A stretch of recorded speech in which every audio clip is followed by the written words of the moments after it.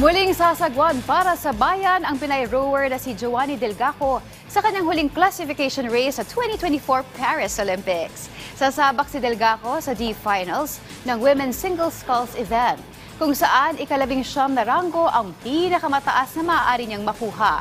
Nitong Miyerkules, nagtapos si Delgaco sa ika-5 pwesto sa CD semifinals nang magtala ng oras na 8 minutes and 18 seconds.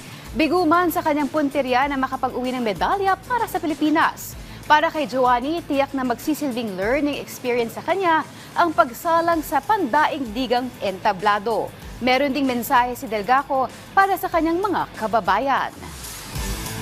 Nagpapasalamat po ako sa mga kapwa ko Pilipino na nanood po sa Pilipinas, kahit po yung iba hindi ko po kilala, pero may mga nagme-message po sa akin na good luck and congrats po. And laking bagay po yun para sa akin na maboost po yung confidence ko.